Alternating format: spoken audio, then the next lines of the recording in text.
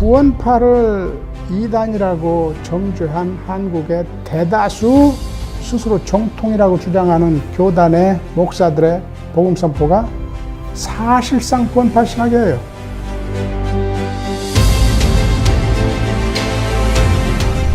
구원파적인 구원론이라는 게 사실은 우리의 행위를 구원의 방정식에서 배제하는, 흔히 말하는 오직 은혜의 도식을 조금 이렇게 극단화시킨 게 구원파적인 구원론이라고. 한 번 칭의 혹은 한 번 구원받으면은 그 사람의 삶 윤리와 관계없이 영원한 칭의 구원이 되는 것처럼 그렇게 가르치는 그 같은 구원파적인 구원론은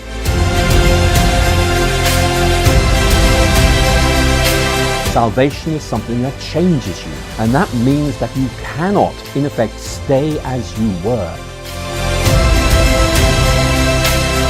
목사님들 스스로 잘못 알고 잘못 가르치고 복음에 합당한 삶을 사는 게 아니라 윤리와 분리된 신앙을 가지고 그렇게 가르치니까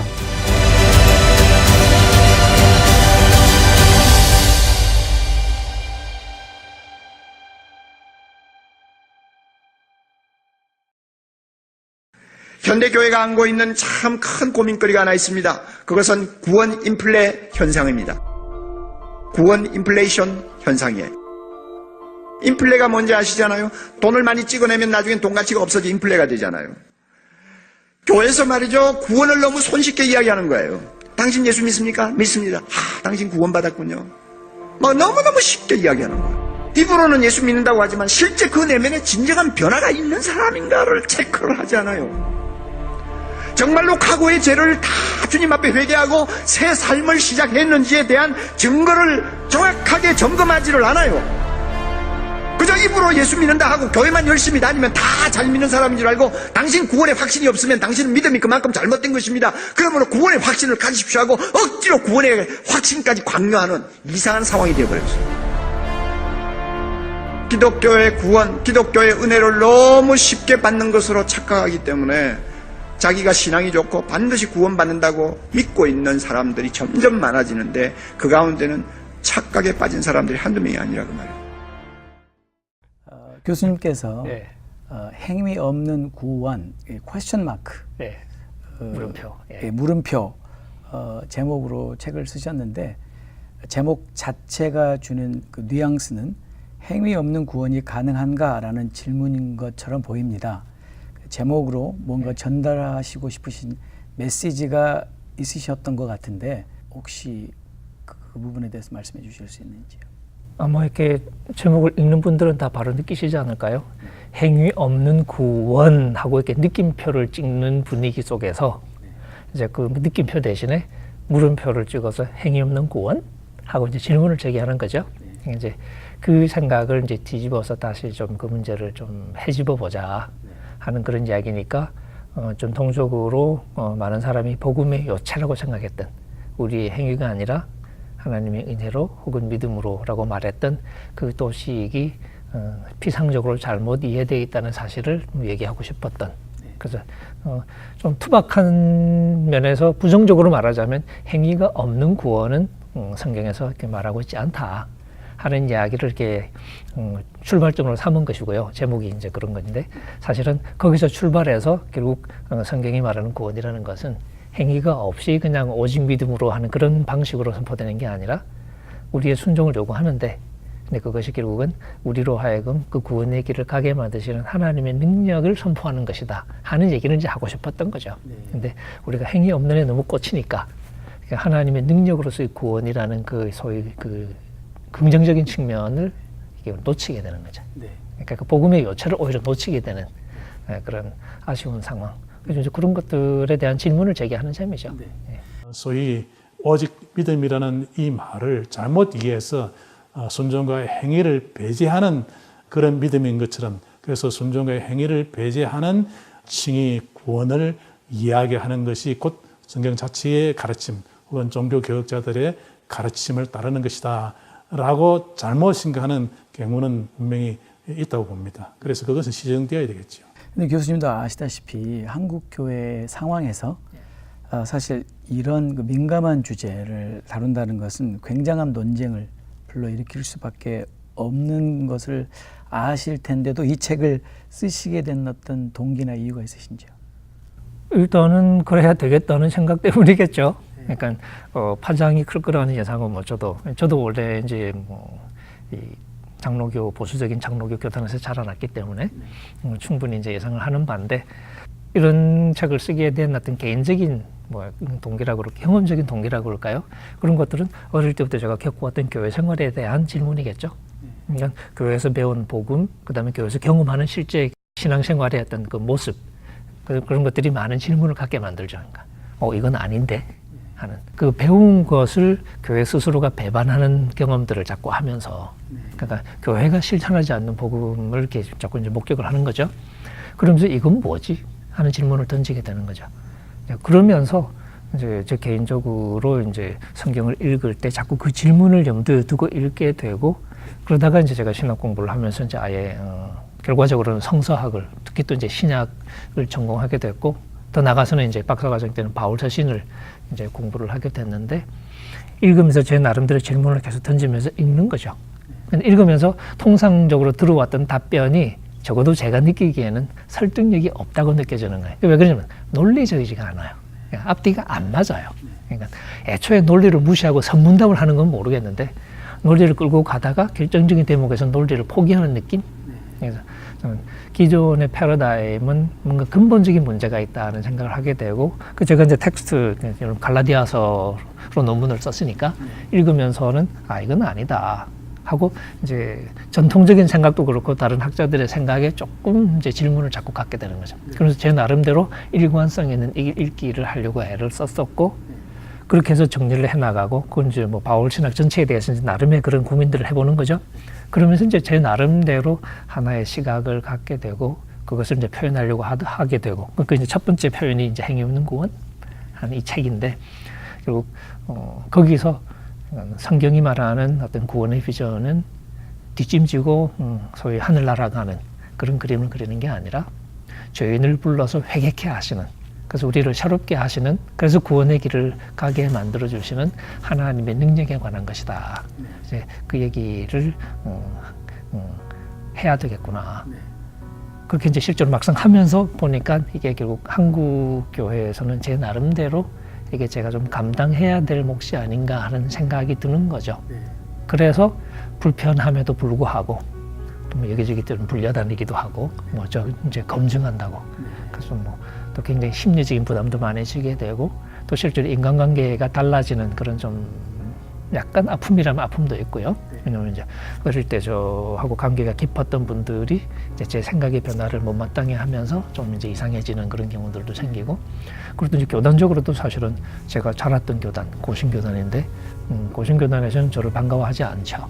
그러니까 이제 그런 면에서 조금 약간 좀 배척받는 그런 어떤 아픔이랄까요?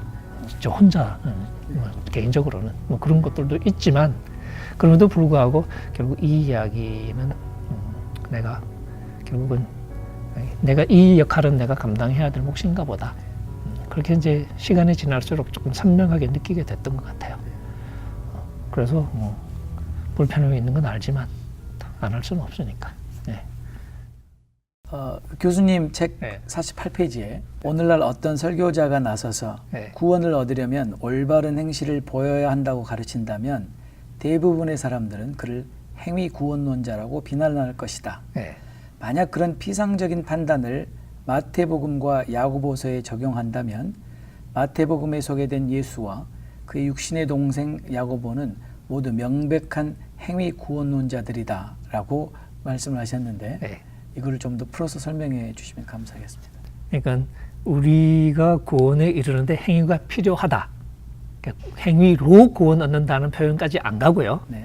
행위가 필요하다 하는 수준의 표현을 가지고도 문제를 삼는다면, 그리고 그것을 행위 구원론이라고 부른다면, 그러면 신약 성경 전부가 사실은 행위 구원론이죠. 제가 저 책에서는 이제 마태복음과 야고보서만 얘기해서 이제 둘만 언급했는데, 왜냐하면 마태복음의 예수는 분명히 주여 주여 이렇게 외치는 그냥 말로 하는 사람이 천국에 들어가는 게 아니고 하늘에 계신 내 아버지의 뜻대로 행하는 자라야 들어갈 것이라고 분명히 못을 박았거든요. 맞습니다. 예.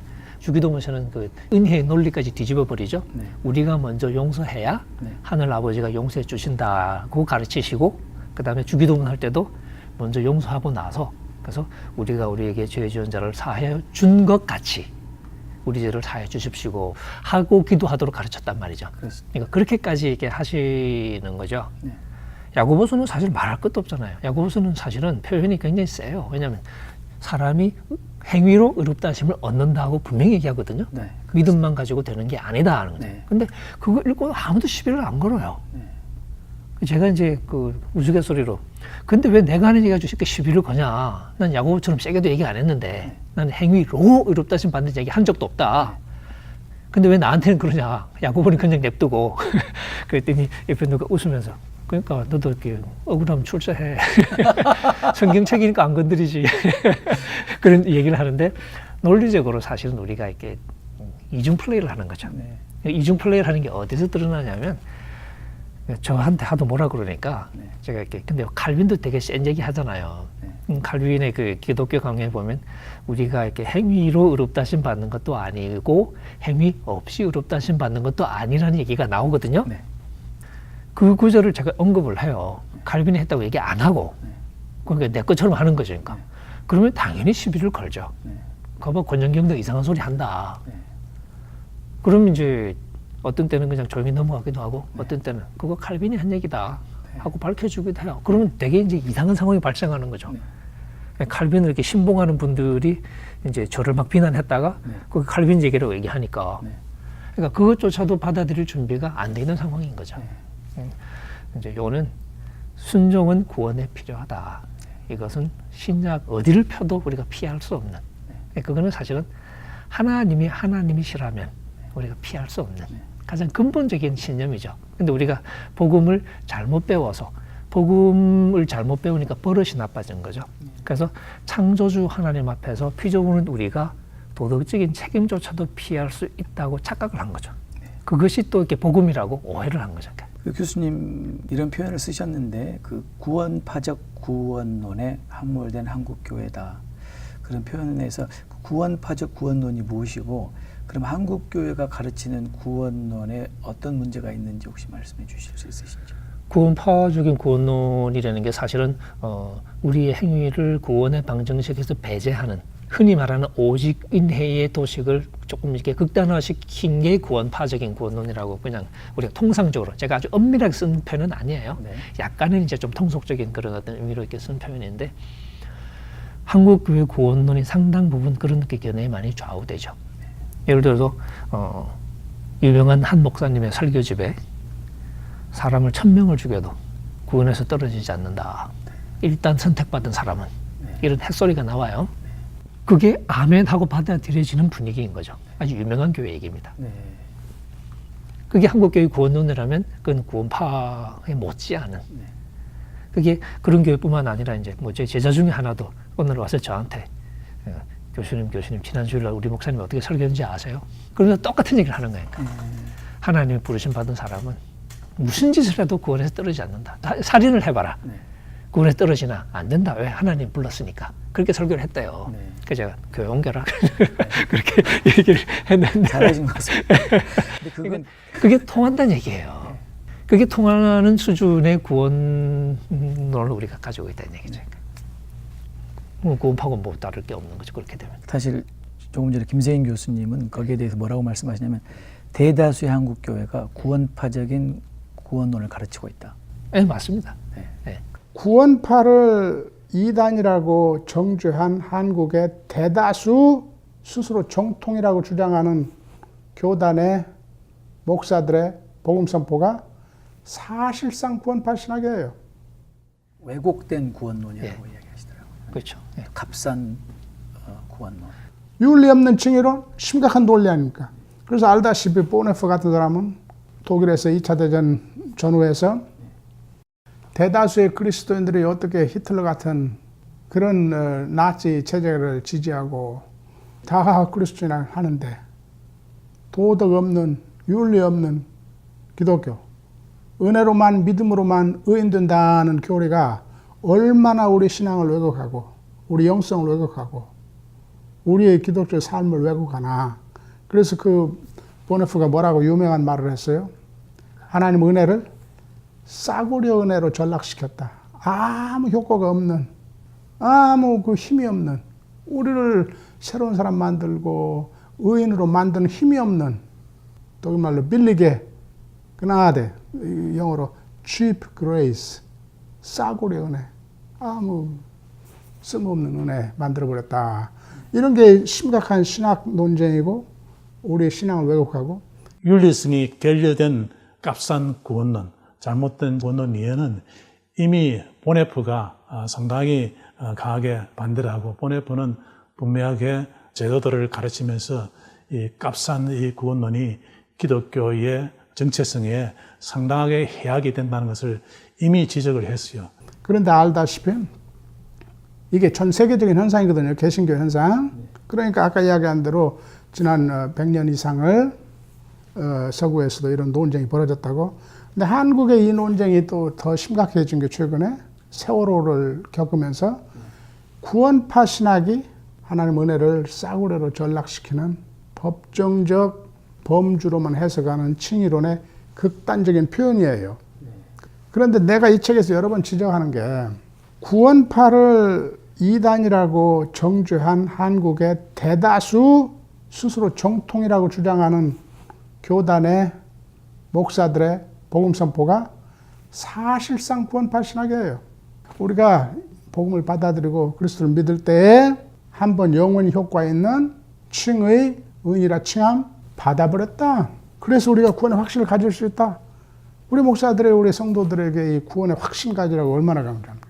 그러니까 아무렇게 살아도 됩니다. 그 소리는 안 해요. 우리 정통 목사들은, 이른바 정통 교단의 목사님들도 사실상 그 말을 하는 거나 마찬가지예요. 그게 유명한 정통 목사들이 부르짖는 구원. 한 번 구원은 영원한 구원이다. 특별히 구원파적인 구원론 이해, 한 번 칭의 혹은 한 번 구원받으면은 그 사람의 삶 윤리와 관계없이 영원한 칭의 구원이 되는 것처럼 그렇게 가르치는 그와 같은 구원파적인 구원론은 종교 개혁자들의 주장도 아니고 또 성경 그 자체의 가르침도 아닙니다. 그러나 실질적으로 현실 교회에서는 또 그런 주장이 어느 정도 상당하게 자리를 잡고 또 만연되어 가고 있는 것은 부정할 수는 없어요. 그와 같은 구원론적 이해는 구원파에서뿐만 아니라 한국 교회에 상당하게 어느 정도 자리를 잡고 있다고 저는 보고 있어요. 그러니까 세례 때 한 번 받은 칭의는 영원한, 최후 심판 때 확인만 되니까 구원받는다. 의롭게 살면 좋은데 못해도 괜찮다. Recently, there was a theology forum in Seoul hosted by Korea Theological Seminary. And the topic of the theology forum was very interesting and it really captured my attention. The topic was, is justification by faith an indulgence today? And this question was raised because a predominant understanding of justification by faith in Korea was influenced by this sect called Salvation Sect. And their teaching on soteriology is that once they're saved, they no longer need to repent because their sins are forgiven in the past, present, and future. So their actions or works after their salvation are really irrelevant to their salvation. So that creates a lot of moral failures among Korean Christians. So how would you say about that? Well, thank you, and thank you for this opportunity to talk on this very important topic. Let's begin by just thinking about the Reformation as a whole. It's very much about going back to the Bible, re-examining what we think, re-examining what we do, and trying to make sure that we're faithful to the Bible in everything. And certainly Luther and Calvin felt there was an urgent need to correct the teaching of the church, to bring it back into line with what the scriptures actually say. So let's begin by looking at Luther. One of Luther's great insights is that we are justified by faith alone. And of course, that's what Paul says in the New Testament. But for Luther, there was a very important point that emerged from this. It is that we begin the Christian life, we're given this wonderful, transforming gift of grace, not because of the fact that we are good, or that we have bought salvation, or that we have earned salvation, but because God is gracious. That's a very important insight for Luther. But Luther is equally clear that if salvation is something that has really happened to us, then that changes us. In other words, we cannot just say, oh, I'm forgiven, oh, I'm saved, and no difference happens at all. For Luther, the Christian is someone who recognizes their sinfulness and daily goes back to the foot of the cross to confess their sins and start life all over again. And for Luther, to be justified by faith is to be received by God, to be acceptable in God's sight, and also, and this is a very important point, to realize that we are changed by this. And that means that you cannot, in effect, stay as you were. Salvation is something that changes you. And so for Luther, there's this beautiful image of the tree that bears good fruit. And of course, Luther gets this from Jesus Christ, but he uses it very powerfully. He is saying, in effect, that if we are really saved, then the roots of our faith are deeply in the ground, and that means we begin to bring forth fruit, which means we do good works naturally because we have been changed by this. So I think this is a very important point because it allows us to say, if somebody says, I am a Christian, and yet they are not changed, they do things which are wrong, they refuse to repent, they refuse to acknowledge that they are still sinful, that suggests that the process of salvation has not really taken place in their lives. 교수님 책에서 그 로마서에서의 칭의란 과거 죄의 종으로 살던 삶에서 해방되어 하나님의 종이 되는 변화. 그래야 이제 하나님께 우리 자신을 드리는 살아있는 관계로 옮겨가는 것을 의미한다. 바울은 우리 미래의 구원이 바로 이런 변화된 삶의 길을 통해서라고 분명히 말한다. 네, 이런 표현을 쓰셨는데요. 그렇다면 이런 변화된 삶이 없는 칭의나 구원이 있을 수 없다라고 말할 수 있습니까? 변화된 삶이 없이는 로마서식으로 말하면 예전처럼 우리가 변화되지 않고 죄의 종으로 실제로 살아가면, 그러니까 죄에게 순종을 하는 거죠, 실제로. 그러면 죄의 종이 되는 거죠. 바울이 그렇게 얘기하지 않습니까? 그러면 그 마지막은 죽음인 거죠. 반대로 우리가 이제는 죄에게서 해방이 돼서 의에게 종이 되어서, 그럼 무슨 열매가 맺어지는, 거룩함이라는 열매가 맺어지겠죠. 그 마지막은 영생이라는 거죠. 그러니까 바울이 그 얘기를 하고 싶었다는 거죠. 지금 한국 교회가 부패하고 비난과 조롱을 받잖아요. 그게 다 신학적인 복음을 잘못 가르치기 때문에 그래요. 이와 같은 잘못된 이신칭의 구원론 이해는 구원파뿐만 아니라 한국 교회를 갱신하고 바르게 세우는 데 있어서 아주 중요한 걸림돌이 된다고 생각하고, 한국 교회를 바르게 세우기 위해서는 그 문제가 분명하게 해결되어야 된다고 저는 생각하고 있습니다. 많은 목사님들 스스로 잘못 알고 잘못 가르치고, 그러니까 많은 목사님들 스스로 복음에 합당한 삶을 사는 게 아니라 윤리와 분리된 신앙을 가지고 있고, 그렇게 가르치니까 한국 교회가 수가 저렇게 많고, 우리 그리스도인이라 스스로 생각하는 사람들이 한국 교회에 그 영향력 있는 위치에 그렇게 많이 있는데, 한국 교회가 저 부패 지수가 저렇게 높고, 거짓과 불의가 그리고 갈등이 저렇게 심각한 나라가 된 거예요. 그러니까 이 복음 자체가, 칭의의 복음 자체가 잘못 이해돼서 그래요. 부분적으로만 이해되기 때문에. 심각한 신학적인 문제와 심각한 목회적 문제, 영성의 문제, 삶의 문제. 그러면 이렇게 좀 심각한 문제를 바로 잡을 수 있는 대안이 있습니까? 대안이 칭의론을 올바로 이해하는 거예요. 그러니까 칭의의 복음을 올바로 이해하는 것. And Calvin, for example, who writes very well on this subject, would say that you cannot be justified without being sanctified. That justification is one side of the coin, sanctification is the other. Now, Calvin is a very systematic writer, and one of the points he tries to make is this, that in effect, Through faith, the believer is united with Christ. It's a beautiful image. It's there in Paul's writings in the New Testament. And Calvin says this union with Christ has a double aspect. First of all, it means we stand in a right relationship with God. We are righteous in God's sight. That's justification. And Calvin says that's part of the picture. But he also says it's not the full picture because something else is happening as well. We're not just made righteous in God's sight, but God initiates the process of being conformed to Christ. In other words, the process of union with Christ gives us the status of being righteous, but it also begins the process by which we become more and more Christ-like. And of course, that is sanctification. Now, the point that Calvin is making is very, very powerful. He's saying we have this relationship with God. We can pray to God. We can worship God. Even though we are still sinful in some ways, God accepts us. But God is also beginning this process of transformation within us, of making us like Christ. And that is part of this process as well. 저희가 이제 이렇게 대화를 나눴지만 사실 한국교회 그 목회자들은 많은 경우에 잘못 이해하고 있는 부분도 있고 부분적으로 이해하고 있는 부분도 있고 그러다 보니까 또 교인들에게 그렇게 전달이 될 수밖에 없는데 이런 상황에서 교수님께서 대안이라고 제시할 수 있는 부분이 어떤 부분이 있을까요? 중요하다고 생각하는 것 중에 하나가 저는 아까 말씀드린 패러다임의 문제. 패러다임을 바꿔야 된다. 그러니까 패러다임을 바꾸는데 가장 결정적인 게 행위 심판에 대한 신념인 것 같아요.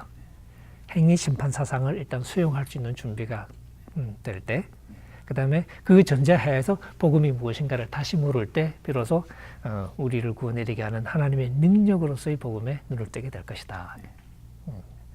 그런 면에서 저는 좀 더 불편하지만 그 얘기를 계속 떠들면서 설득을 시켜 나가는 것 외에는 뭐 달리 방법이 없지 않을까. 그런 면에서 저는 신학자들이 요거 알고 있는 신학자들이 좀 더 과감해야 된다고 생각해요.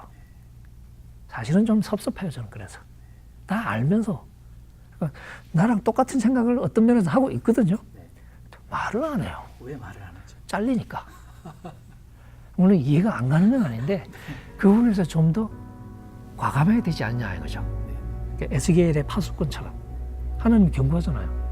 네가 파수꾼인데 네가 경고했는데도 말 안 듣고 이렇게 죽었으면 그는 지 죄 때문에 죽은 거지만 너는 죄가 없다 왜냐면 했으니까. 근데 네가 경고 안 해서 만약에 적에게 다 이렇게 죽었으면 그 사람은 자기 죄로 죽은 거고 오케이. 근데 너도 네 책임을 안 했으니까 너도 죄값을 피할 수 없다.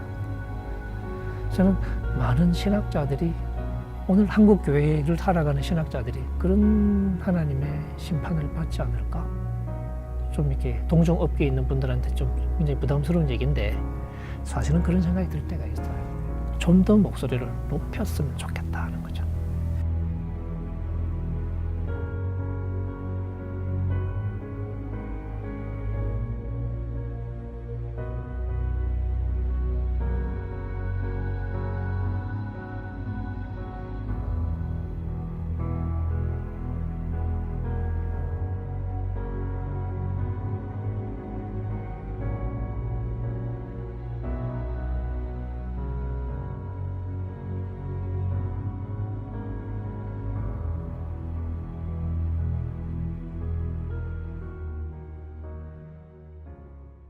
순종 없는 구원은 없네요. 없어.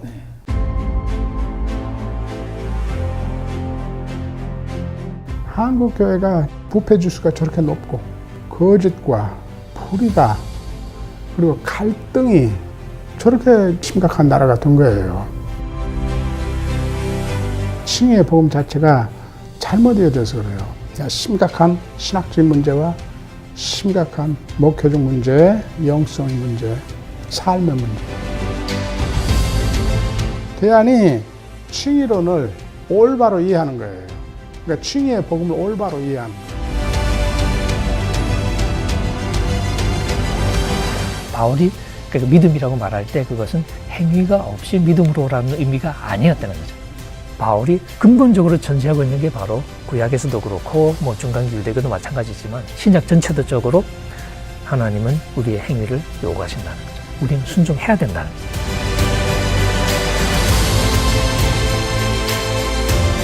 바울은 로마서 전체를 이야기할 때는 또 독자들에게 핵심적인 메시지를 이야기할 때는 그가 말하는 믿음이 결코 순종을 혹은 사랑의 역사를 배제하는 믿음이 아닌 것을 분명히 이야기를 하고 있습니다.